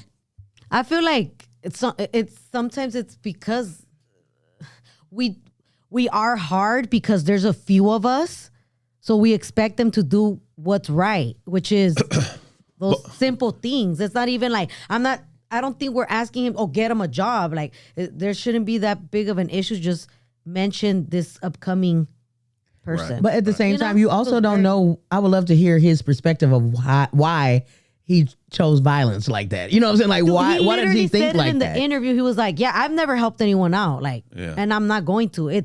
I paved the way. You guys, this is the template. You guys follow it if you guys want to do it. Right. Well, I mean, I guess everybody was like, I guess Daisy speaks for that community, right? So you really like, these are like your feelings. Like you already have turned on him a couple times, right? Like, cause he's not. It's crazy too, because look, in our community, that's pretty much like how we do it anyway. Like niggas ain't gonna help niggas like that. Yeah. So we just like when I decided to do comedy, it's like, okay, I run into the niggas that I fuck with along the way, but like I don't expect help. The first motherfucker to reach their hand out to me was Corey. You know what I'm saying? But I don't expect that. Right. But see, that don't make it right though. It's not right. It's not Right. right. I mean, so I feel like Latinos have that right. You should hold him to a standard. Right. But this is also artist subjective. So I just can't be putting you on because you're Mexican, bro. You got to be dope. Because if I'm just because look, also too, this is another thing. The world is bigger than Mexican culture. So once you get out like California, Arizona, Colorado, and you start getting, back to the other side of the country, they don't really understand Mexican culture like we do because they're a different type of Latino. So like, even the whole local writer culture that we have in common, the music, like Puerto Ricans and Dominicans, they don't really identify with that. You feel what I'm saying? So it's like sometimes when you get to a certain point where you get above what you were raised at and you become more global, you have to fuck with an artist that is dope enough to be understood outside of just being Mexican. I feel like I get that, but he doesn't help anyone. And there we go, because he said he don't help me. But I got to dig into it. Anyone, like, But at the same time, somebody. but Daisy, if he was to promote an artist, would you be more like apt to listen to them because he doesn't promote anybody, but he chose this one? Wouldn't it make that particular person special because you would know that he normally doesn't do that? The dopest niggas to me are the niggas that make their own way. Because it's a certain grit and it's a certain, not arrogance, but it's a certain zeal you have to keep pushing when everything else is falling apart. Like that's what makes you a dope a comedian. Oh, comedian. Okay. Is when you say fuck the comforts. Yeah. Niggas would be at some shit for a couple months, maybe a year. But them niggas that stay at it 10, 15 years and ain't shit went right. Them is the niggas when they do get they shot turn into the Red Foxes and the George Lopez type dudes and they become a beast. Like Felipe Esparza is a monster. Absolutely. He don't need George Lopez. Right. And there's also a benefit to being a Mexican comedian if you're dope. The community is going to support and buy tickets and come watch you. Yeah. Benny Mina does that here a lot. But So, is there something to be said? There's a lot of, let's just say, like in the comic world, there's a lot of gatekeeping that happens that isn't as just, oh, I'm not going to say nobody's name. There's like actual like, stop, hell no, we not, you know what I'm saying? Yeah, you bring him, I'm not gonna. Right. Yeah, so we got to hold them accountable, or we can't give them a pass because some people are just like that. It ain't, you might not need to see all both sides of his side. If he's coming out like, I'm not helping nobody, I don't want no Mexicans on the show when I'm doing it, it's just me. If it's a Mexican up in here, I'm out. Like, what kind of shit is that, man? You know what I'm saying? I agree. No, I don't think it's right. And somebody did make a good point. Low key, George the young dude is a dope ass comic. Yeah, he's not bothered by it. If anything, he has more to prove. But also too, what I've noticed from the Mexican community is like the younger Mexican cats, they get down different than the older ones. Right. It's like different. It's more like see like the old school Mexicans didn't really patronize with niggas like that. Yep. And let's just keep it a buck on that. Like the veteranos and the essays that we grew up around, they would be on their kids about hanging with niggas. Don't be fucking hanging with them motherfuckers. And it was more racial and separate. But the younger guys, they dressing like niggas. They wearing Jordans and earrings. They going to nigga barber shops. And it's becoming more meshed like it is on the East Coast. Mm-hmm. You know what I mean? So, 30 years from now, that traditional veterano Mexican culture that a lot of Mexicans are used to as far as the way that the art is expressed is gonna be, it's not gonna be the same. You know what I'm saying? And that's something that y'all gotta get prepared for. Yep. You know what I'm saying? Because we went through it with the Harlem Renaissance and finding our identity apart from white people and white culture here in this country. We went through that 70, 80 years ago. Right. And so now that's going to start happening in that community. You know what I mean? So it's like the shit we was raised on is not gonna be here no more. Is that a part of the melting pot mindset here in America? That is it them kind of losing a little piece of their culture in order to assimilate into society? I agree. I think so. I think so. It's not a bad thing. You know what I'm saying? When you leave any country you're from and you come to America, each generation is going to assimilate more and more. You know what I'm saying? More and more. So it just is what it is. Right. If I was born 100 years ago, I probably would look completely different because my parents wouldn't be as mixed. You know what I'm saying? I probably would be a lot darker. I probably would be a lot shorter. You ever think about shit like that? I'd probably be a lot shorter. I probably wouldn't be artsy because the whole reason I'm able to do this shit is because the path my parents chose. So my parents probably would have been, 100 years ago, my dad probably would have been working on a train or doing some type of hard labor. My mother probably would have been a maid. Right. So my whole life's work would have been trying to get to college so I don't have to work hard like them. So 100 years ago, what, 1923? Yeah. Big slavery popping. You might have been. No, it wasn't no slavery. It wasn't no slavery in 1923? No, Nah, nigga. you know that, nigga. I didn't know that. That's oh my God. That's the Harlem Renaissance. That's still Langston slave. Hughes was a poet. He was the man at that point. They had slaves in Mississippi last year. They had sharecropping for sure. They still had that around. Yeah, sharecropping and stuff like that. But more African Americans were becoming educated and things like that, even though it was, few and far between. Hell yeah. We're gonna go to let me check. We're gonna go to Todd's topics in a few seconds. How many we got in there? So how many we got in there? And where? And caffeine. And caffeine, I think. Let me go over here. Oh wow. And Damn. caffeine, it's about 688. Oh yeah. What you got for us, Todd? Oh man, what I got for you? Oh Big. Lord, here we go. Craig knows would have been regular size. Real shit though. Oh, that's crazy. It's the same amount in YouTube as it is in caffeine. That's weird. Oh really? Yeah, that's the same exact number. That's Oh wow, that's super interesting. strange. So when I wanted to ask you about, Craig, was your worst basketball season ever. My sophomore year. Yeah. So was there anything in particular that happened? I broke my ankle. Okay, so that was due to injury. Yep. Okay. Well, my worst basketball time ever was I visited a white church. You know what I'm saying? I was big in the church league. You know what I'm saying? Church league. I visited a white church, and I was just, you stand up, any visitors, and I'm talking about white with the preacher got the guitar. Oh, yeah. That kind of that kind of white, right? So I visit there. The motherfuckers coming up to me, hey, man, we got a season starting up. You know what I'm saying? We want you to be on the team. I'm taller than everybody and shit. Like, all right, yeah, I'll do it. This is after, like, Dina's finest, dunking on the 8-foot rims. So I still thought I still had something cracking. Man, I was so trash out there.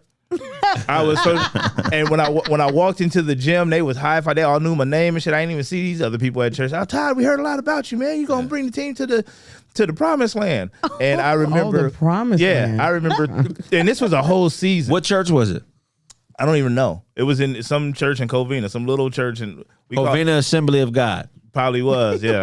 Just make it up. It was on San Bernardino Road. On San Bernardino Road, that's the one right When you're there. driving down, it's a big ass glass on the sanctuary, right? No, not that. That would be a big white church. This one was smaller. This was like over there by the police station and the library. Right. The gym floor is carpet. What is it? What A gym? No, they had no gym. Okay. Yeah, this one looked like almost like a house. What is like the Yeah. church D League?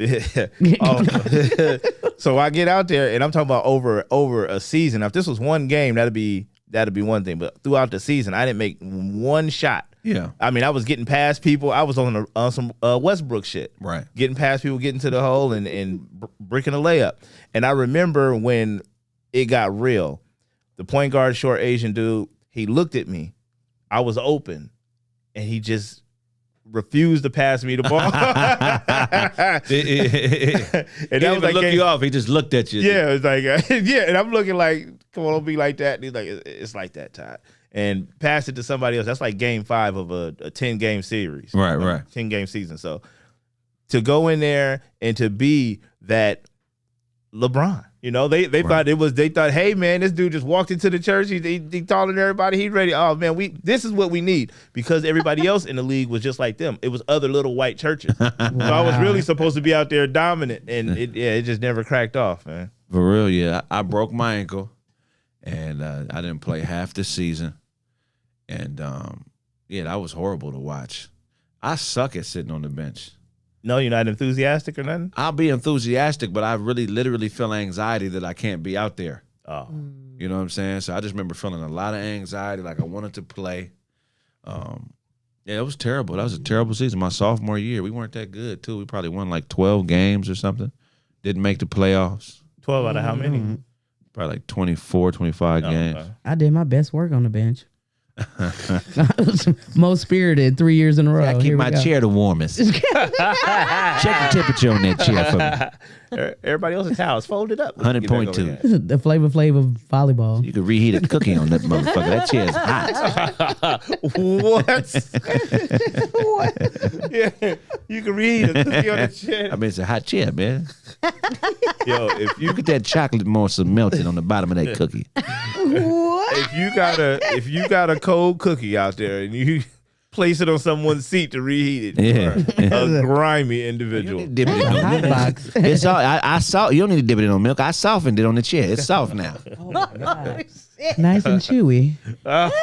That's gross. I didn't play any sports, and Really? I tried volleyball, and I What was the happened? shortest one. Really? Oh. Yeah, so I was just giving out waters and stuff. They cut you Whoa. from the team? You got cut from the. They cut you from the team? No, because I was kind of useful. I was giving out waters and towels and shit, but I needed it. I Wait, needed you to pass, went to high school with the dude that was real good, the big light skinned kid, huh? He was like 6'10". He was really good, and he ended up getting Brandyn? killed. Oh, wow. Wait, what was his name? I forget his name. He ended up getting killed though, but he was tall. He was super tall, like 6'10". He was like really tall. He was supposed to go league. I think his name was From Yeah. Linwood, right? from Linwood. He went to Linwood High School. I mean, we did know that we had a really, really big, tall, light-skinned guy, but his name was Maybe Brandon. Brandon, what was his last name? But he ended up getting killed, right? He ended up getting killed, right? I didn't hear about that. Yeah, I But think. I'm trying to see if it was him, because then if he did, this is the first time I'm knowing that he's dead. You gonna go to his grave? Oh, man, I didn't know. Oh, yeah. Dia de los Muertos.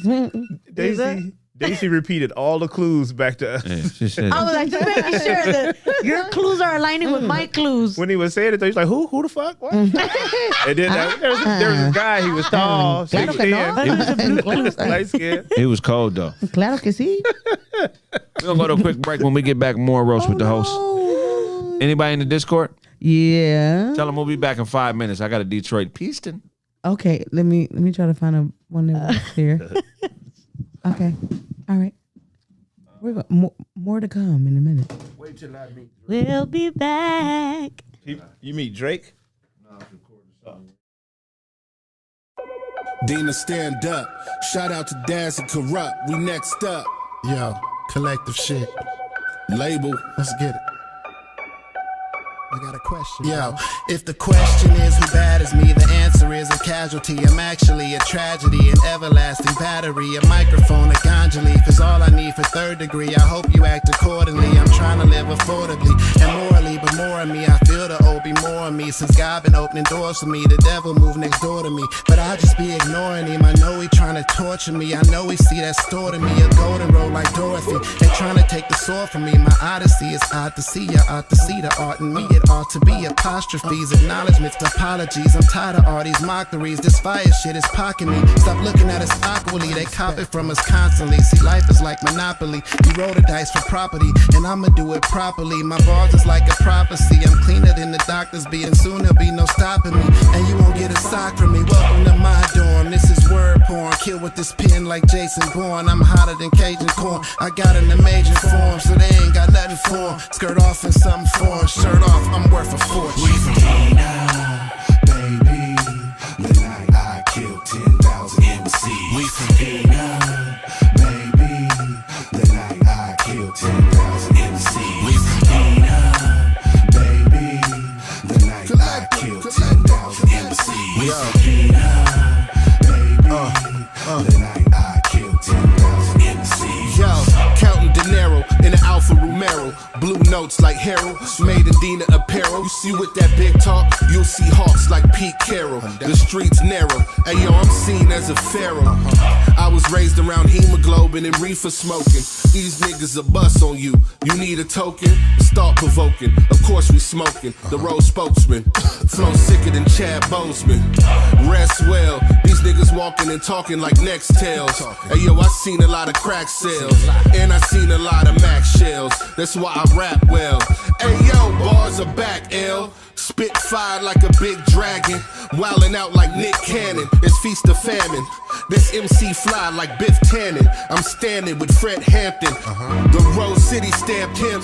You're dealing with the rough breed. And you ain't really winning, love. Just cause you succeed. Unless it's me. Dina's PAC. Ancestors Tuskegee. I'm the HNIC. We from Dina, baby. The night I killed 10,000 MCs. We from Dina, baby. The night I killed 10,000 MCs. We from Dina, baby. The night I killed 10,000 MCs. We from Dina, baby. The night I killed 10,000 MCs. For many people, the city of Pasadena evokes memories of games at the Rose Bowl or the calming atmosphere of the Huntington Library. But for residents of Northwest Pasadena, however, the city's streets are reminders of what was.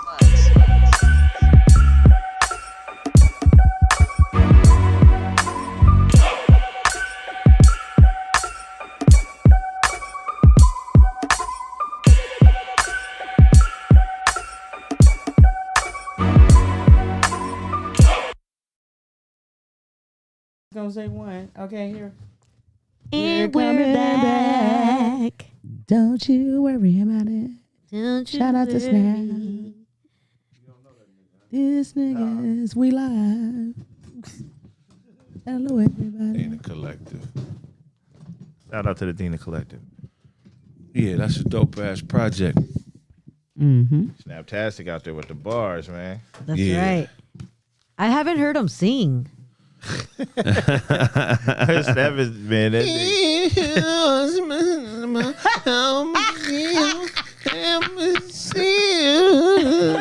I haven't heard him sing. He does.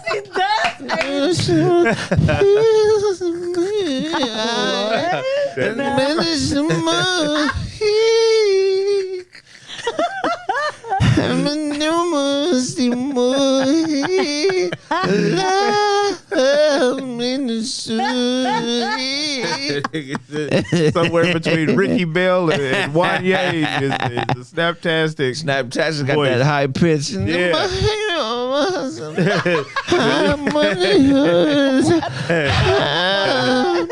middle end of the song, nigga. You know, he come in.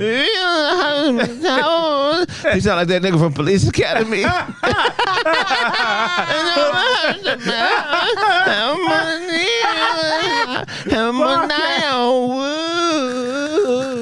Yeah. Said the nigga sing like Bobcat Goldthwait, bro.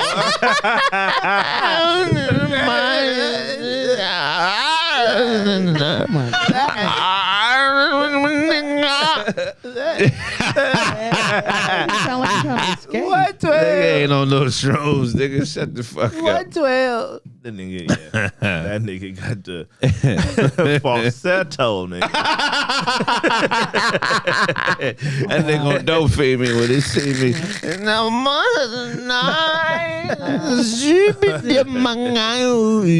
He be cold in the Philippines. Mongolian finest.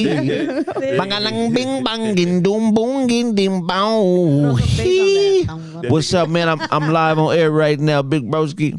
He be holding his ear when he sing. We've done like 10 minutes. All right.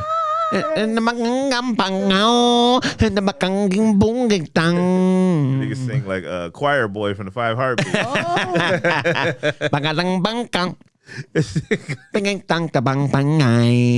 Sing about Japanese chocolate. He be trying to throw his voice. He be going past the mic. I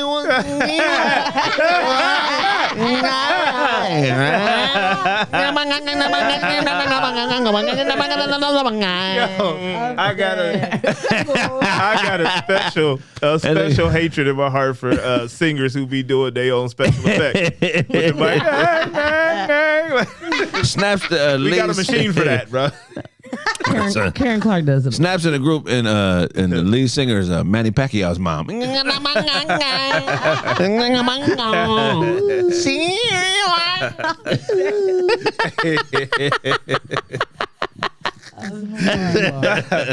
that nigga, man, he sing really good, man. So He was just saying like a motherfucker, just high pitch. He was in some bullshit groups because the rest of his homies couldn't sing. I couldn't sing, but he always wanted to make us a group and shit. And he's a talented motherfucker, like on a whole nother level. That nigga had at a church retreat had us singing Shy. The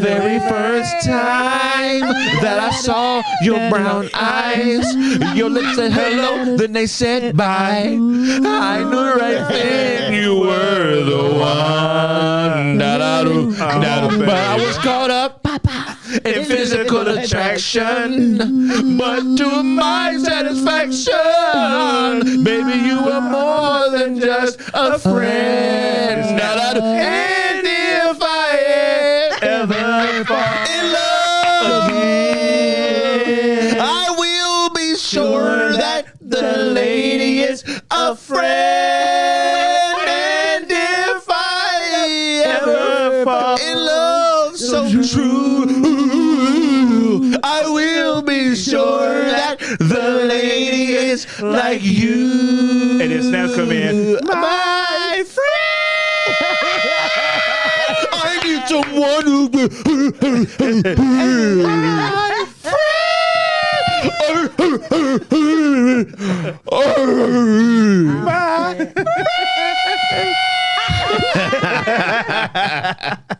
That's da-da-doo.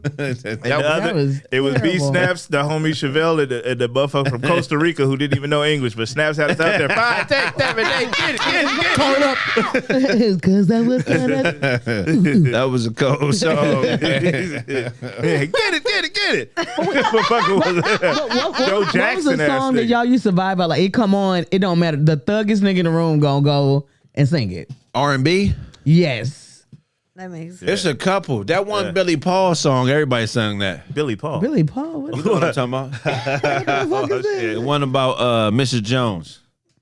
Mrs. Jones, Mrs. Jones. We got a thing going on every day. I skipped a whole lot of shit. Hell yeah. Somebody said, what? It just went away. Somebody said, "Can we talk?" is one too. Can we talk for a minute? Hey, Girl, I want to know your name. Can we talk for a minute? Girl, I want to know your name. Nah, you guys okay. Yeah, that was the shit. They said do some high five. oh my god. Oh, Kraig was down with the nosers. With the whole karaoke. Twisted with Keith Sweat. You can. Girl, you got me twisted. You know you got it. I got what you need right here, baby. So what do you wanna do? Girl, what do you wanna do? That's the song make you think you can sing right there. You can hit all of them notes. somebody said all Jodeci songs. I'm like, whatever. Yeah, Jodeci, you come and talk to me. I really want to meet you, girl. I really want to know your name. No, my love. Do you ever dream of candy-coated raindrops? You're the same, my candy rain. Hey, we're going to wrap up this show, man. That's been this episode of Roast. Oh, We got people in the Discord? Bring them in. If you want to. All right, Memphis. Memphis, put your stuff on, baby. Whatever you want it.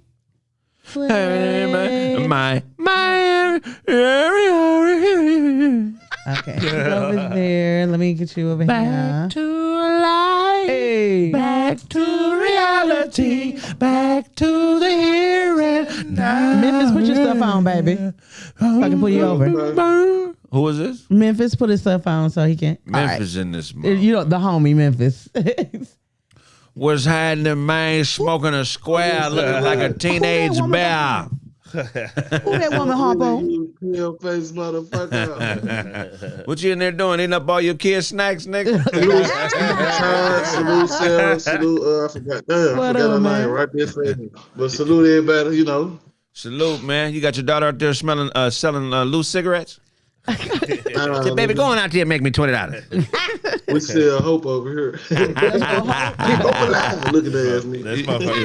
This motherfucker eating cereal right out the box with the milk and spoon. That nigga uses kids to help him pimp. See, man, go on, slap that bitch for me, son. You got a big bag of that generic cereal. Hey, your dandruff is alive. He eat that motherfucker in his lap, dry cereal. That's your favorite. Your barber put his thumb on the top of your lip when he did your I'm gonna line up around it. It's okay, be still. I'm gonna line around it. got the thumb mark in it. Ty got a cut off shirt around his head. That's some funny shit, nigga. Hey, man, what's going on? You ain't got no chairs. You squatting around the kitchen table, ain't you? Man, you got project music, man. Stop playing. Around the Got shit kitchen in my house. table. You see big ass TVs and okay, shit. you I in got there TV doing in the your kitchen. I watch you in the kitchen. Oh, okay, hell yeah, man. That's what I'm talking about, man. What kind of table is that? Oh, here we go. The motherfucking table. Shit. What shit? He got a turntable. They eating on the Nigga don't eat at the table no more. Nigga got his food scratched. He still got a dinner stand. I make everything from scratch. Nah, I do everything from scratch. I'm a DJ. He had a nigga DJ his breakfast. Hell yeah, man. That's some funny shit, Look bro. like you teach 2-year-olds how to do karate. That's a gig, man. And you smell like you've been in a coma for a year. Nigga, go and take a bath. Wash up. Smell like 1 year old. What you be saying, Kraig? You dog face ass nigga. Dog face ass nigga, man. Dog Hey, face. if you kill him, you dog face ass nigga. I'm fucking with this shit, man. Man, That nigga fell off a bike and skinned his mustache. You left your helmet at home. Hey, you and your wife be arguing with your mouth closed.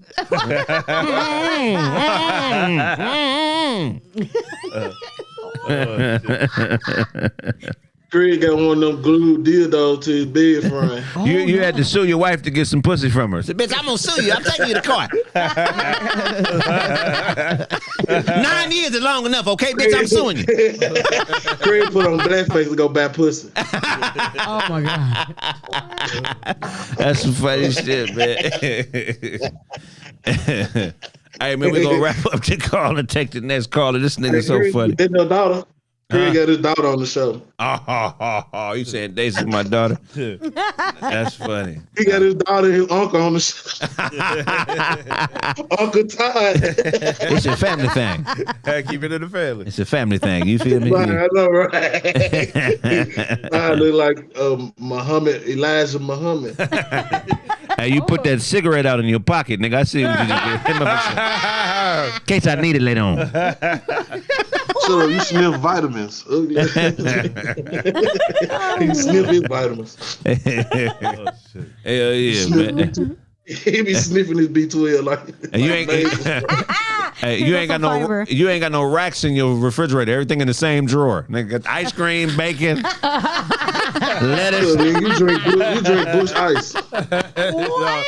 Stacked on top of each other. I did that motherfucker truck flip, nigga. Your ass was drinking Bush Ice. Man, pop that motherfucker open. Hell yeah, man. Hey, man. Well, we gonna we know what You happened. was a truck driver. Y'all stay drinking Budweiser, Bud Ice, Bush Ice. Hell yeah. What kind of work you do? Who me? Man, I do work, nigga. Shit. That Work I do, nigga. This That's nigga. what kind of work I do, nigga. I put it in there and sell it. Oh, okay. Oh, hell yeah. You okay? You're a phlebotomist. That's Okay. cool. No. I really, Nigga be making I bologna moved from sandwiches. Memphis like His has That a nigga a couple years ago during the pandemic. But during the pandemic, man, I was working with special needs kids. I coached football, basketball, Okay. and track and field. That nigga said, I won at all levels. I had my own AAU organization. You know what I'm Okay. saying? That But nigga- I did it out the mud. I ain't go to school for none of this shit. Okay. I got it out the mud. I was the janitor of the school. Yeah. And man, I got blessed with. I started volunteer coaching. There we go. And man, a white lady blessed me with a job at the school, become assistant teacher, man. So, That's what I'm talking about. Shout out to the white I lady. seen both sides of the spectrum. 'Cause you know what I'm saying? Like, I know both sides of like my dad a pastor, so before but This What nigga the fuck- everything. What the fuck was the janitor doing out there on the football field? This nigga sell nigga, when I was looking at all my coaches with the dope boys. This nigga was kicking field goals. this nigga sell water balloons with Kool-Aid in them. That's something to save you in the ghetto, okay? My daddy passed I out. know. Craig said use condoms. That nigga be selling communion at the church. That nigga be Man, selling. them crackers is nasty. Come back here with me, man. This nigga be selling bologna sandwich corners. Nigga. You want some cut edges? the corners off the bread, The real edges. That's his shoelaces. He got, Yeah, man, I just want, I really bologna want to edge shoelaces. get my little story out there, cause I know y'all fuck with shit like this, man. And like that, for the past about 7-8 years, I've been watching Kraig, I've been watching Corey, I've been paying attention to Uncle Todd, I've been paying attention to those, the one. like everybody you put on, everybody that came with you, I've been paying attention to, like, man, all this shit y'all talk about chemical imbalance and all this shit, man. This shit has helped me, man, in my relationship and life. Cause I'm about to be 35 March 1st. Yes, Man, a lot of shit you talk about is good to hear, cause man, niggas go through shit, man, thinking they going through it by themselves. That's some real shit, the though. only person think like this, like me, man. I done a lot of bad and I done a lot of good, but one thing I ain't never really had is real support. You know what I'm saying? Right. Going through it, like, that's why I said your chemical imbalance can be thrown out from a lot of shit you went through predating. Not predating, but dating to your childhood on up to an adult, man. And you just got to keep pushing, man. That's all. Whatever it is. Yeah, man, I'm never gonna stop, man. You know what I'm saying? This swag shit is for real, man. You know, I got a mind do it, man. I'm a fat nigga with some swag, man. So, hey, man. Hey, there we go. Then there's that. Yeah. I ain't never give it up, man, because I done accomplished a lot, man. Like the kids I coach, they getting ready to go to college now. They getting ready to they doing things with themselves. And it came from me just pushing them. Like, you know what I'm saying? Pushing them and yelling at them and being hard on them. But in the end, showing them love too. Like, nigga, you can smoke that weed all you want, but if you ain't taking no laps, nigga, if you ain't running, you ain't exercising, this shit ain't gonna do nothing but hold you down. That's some real shit, man. Well, we need more brothers like you out there, man. We always love when you call in, man. It's much respect, man. I love calling in, fucking with y'all ugly ass, man. Whoa. We proud of it. We proud of the shit you accomplished, man. We're gonna take this next call, family. If I owe you something, get it from God. God. Next call. God. Oh, Lord. Ooh. I'm just... From this, who's this next? Hey, hold on. What happened to the stage? What's going on to the stage? Oh, Sarah fucking up. I'm sucking up. Hold on. I'm putting it. Yeah, I put us in this. Okay, we're in there.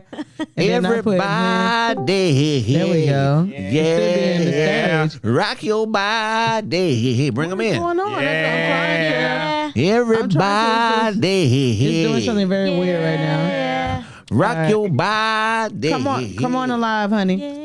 Rock your body right. Turn your camera on. Back streets. All right. Rogue Life. Come on back. Pimpin', I know you at that homeless shelter, man. Pimpin' from the punk ass homeless shelter. The punk ass homeless shelter. Man, go on and tap in, Put man. your camera on, baby. Palo Alto's finest, Oh, man. he went away. Crazy. Oh, he went back to the green room. Why'd you go back? Everybody, yeah. I don't know. You know, sometimes the boss will be coming by and he have to put it. The boss is a boss is a boss is a boss. Boss on, them love, baked we gonna- beans. Come on, You love. niggas Oh, there you go. expose your fake. Oh, he in the car now. Okay, we up to He's doing 1,000. better. What's going on, man? From that punk ass homeless shelter in Palo Alto, it's the homie, man. Talk to us, man. Yeah, man. What's up with y'all, fam? Man, you already know, man. Ty, I got a question for you. What's the question, Ty? Oh man. Shit from the punk ass homeless shelter. You be up there freestyle battling the motherfuckers up in the homeless shelter? And you ain't got no place to go. It's what I know. Confiscating rap books. Look, all day long, niggas comedy. Niggas be up in tears up in there, my nigga. Hell But yeah. y'all niggas, bro, that shit's fucking comedy. Niggas be whatever you can think of, nigga. 'Cause, we got this one white bitch right now, nigga. She be walking around just saying hella random prayers and talking to herself and thank God and the God Almighty. This bitch was standing on her bed, damn near finna get a striptease last night, nigga. So Oh, wow. Titties out. I bet God like that. Oh, wow. What? Hey, God like titties. God like We come from his bosom. Oh, that's true. Talk about it. Titties man. are awesome. Their bosom. Titty is a bosom. But yeah, man, we always appreciate what you call when you call in. I know you don't roast, man. Is it some science you want to drop on us today? If so, have at it. Motherfucker tried to roast me. brother, I'm very versatile, brother. I roast, I do it all. You feel me? Oh, Yeah, okay. you feel me? Yeah. But I get on Kraig. You feel me? I know that nigga first car was a Bobcat. The nigga first date was on a tractor. You feel me? This is what Larry Fitzgerald is doing now. Yeah. Oh, wow. This nigga on his way to the McFerrin family reunion. Don't worry. Don't worry. Be happy. Do, do, do. Everybody's here. Nigga playing the drums, the hollowed out drums. Dallas is a construction worker. The bitch at the bonnet, huh? I was about to say, nigga, your first dream was a blueprint. Hell yeah, nigga. You got blades at the edges, at the end of your dreads, nigga. That's it.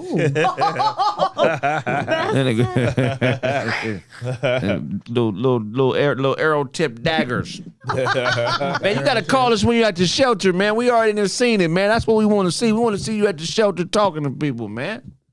I get there at like 3 o'clock, so you feel me? That's why I'll be having to call right now because I'm on the road. Okay, for sure. This nigga. Yeah, but yeah, if I do a show a little bit later, I'll try to tap in. Tap in, man. We want to talk to some of them people, man. See what they're about. Maybe Ty got extra room at the house, don't you? Nah. No. Take it away, Todd. This nigga. It's all good, man. I'll tap in a little bit later, but y'all niggas have a good one. You too. Love and respect. If I owe you something, get it from God. God. Yay. Everybody. Oh no, what did I do? I did something else again. Okay. Oh shit. No, I'm okay. All right, here we go. Everybody in the place to be. See, you don't know that song, so you're trying to pick up on it. Yeah, I know. I just made it up. If you'd have knew that shit, I'm like, how the fuck, nigga? I just made this shit up. What if you made up a song and somebody knew it? Would that spook you? That'd be crazy. I would think we would be meant to be in shit. For real? Yeah, I'd be like, wait. Motherfucker, I just came up with this.